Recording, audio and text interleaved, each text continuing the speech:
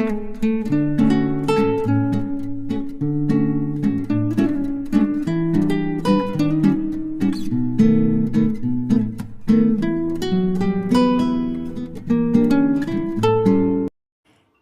friends, welcome back to our English class. Today we are going to study about pronouns. ഇന്ന് നമ്മൾ പ്രോനൗണുകളെ കുറിച്ചാണ് പഠിക്കാൻ പോകുന്നത്. എന്താണ് പ്രോനൗണുകൾ? Pronouns are words that replace nouns to avoid repetition and make sentences flow more smoothly. വളരെ ലളിതമായിട്ട് സെൻറ്റൻസുകൾ നിർമ്മിക്കുന്നതിന് വേണ്ടിയിട്ട് നൗണുകൾക്ക് പകരം നമ്മൾ ഉപയോഗിക്കുന്നവയാണ് പ്രോനൗണുകൾ. They can refer to people, places, things or ideas.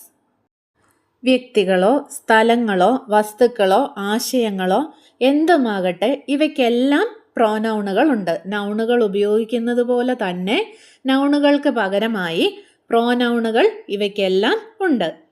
English has various types of pronouns. ഇംഗ്ലീഷിൽ പലതരത്തിലുള്ള പ്രോനൗണുകളുണ്ട്. അത് ഏതൊക്കെയാണെന്ന് നമുക്ക് നോക്കാം.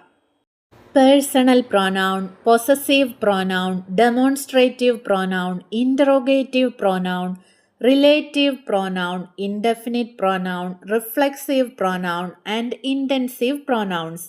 These are the different types of pronouns.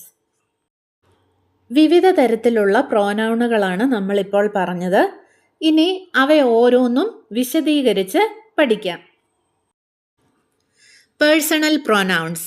These pronouns indicate the speaker, first person, the person being addressed, second person, or someone or something else, third person.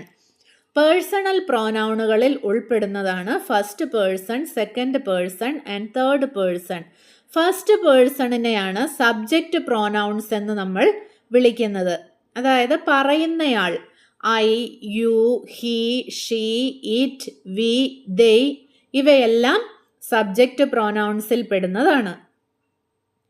ഞാൻ, നീ, അവൻ, അവൾ, അത്, അവർ, നമ്മൾ ഇവയെല്ലാം സബ്ജക്റ്റ് പ്രോനൗണുകളാണ്, ഫസ്റ്റ് പേഴ്സൺ ആണ്. ഒബ്ജക്റ്റ് പ്രോനൗൺസ് ആരെക്കുറിച്ചാണോ പറയുന്നത് അതാണ് second person. Second person object പ്രോനൗണുകളാണ് me, you, him, her, it, us, them ഇവയെല്ലാം object പ്രോനൗണുകളാണ്.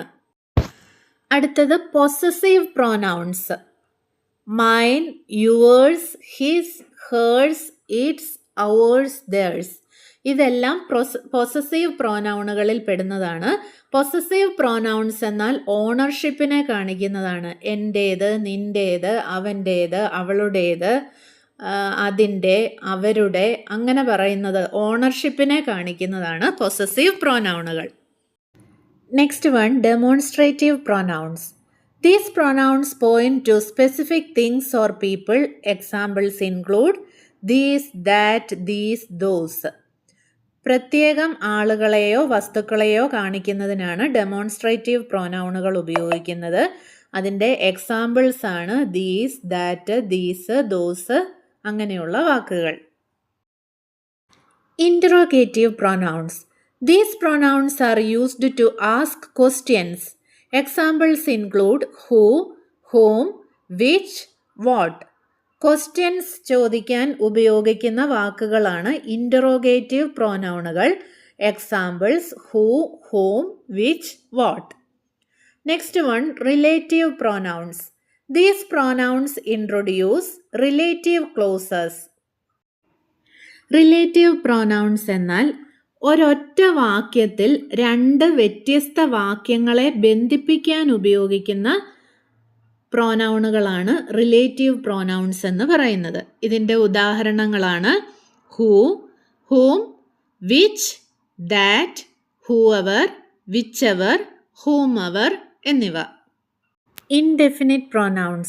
These pronouns refer to non-specific things or people. Examples include all, another, any, anybody, anyone, anything, each, everybody, everyone, everything, few, many, nobody, none, one, several, some, somebody and someone. These all are included in indefinite pronouns. അപ്പോൾ indefinite pronouns എന്ന് പറയുമ്പോൾ തന്നെ അറിയാം, indefinite എന്ന് പറഞ്ഞാൽ വ്യക്തമല്ലാത്തത്. അപ്പോൾ ഇത് വ്യക്തമായ ഒരാളെ അല്ലെങ്കിൽ വസ്തുവിനെ സൂചിപ്പിക്കാതെ ആരെങ്കിലും, ഏതെങ്കിലും, ഒരുവൻ, ഒന്നും, എല്ലാവരും അങ്ങനെയുള്ള അനിശ്ചിതമായുള്ള പരാമർശങ്ങൾക്ക് വേണ്ടി ഉപയോഗിക്കുന്നതാണ് indefinite pronouns. Intensive pronouns. These pronouns are used to emphasize a noun or pronoun. ഒരു നൗണിനെയോ പ്രോനൗണിനെയോ സൂചിപ്പിക്കുന്നതിന്, എംഫസൈസ് ചെയ്യുന്നതിന് ഉപയോഗിക്കുന്നു. myself, yourself, himself, herself, itself, ourselves, yourselves, themselves. These all are examples of intensive pronouns. Next one, reciprocal pronouns. These pronouns express a mutual relationship. Each other, one another. അങ്ങനെ പരസ്പര ബന്ധത്തെ കാണിക്കുന്ന പ്രോനൗണുകളാണ് reciprocal പ്രോനൗണുകൾ എന്ന് പറയുന്നത്. അപ്പോൾ ഇന്നത്തെ ക്ലാസ് ഇവിടെ അവസാനിപ്പിക്കാം. അടുത്ത ക്ലാസ്സിൽ വീണ്ടും കാണാം. താങ്ക്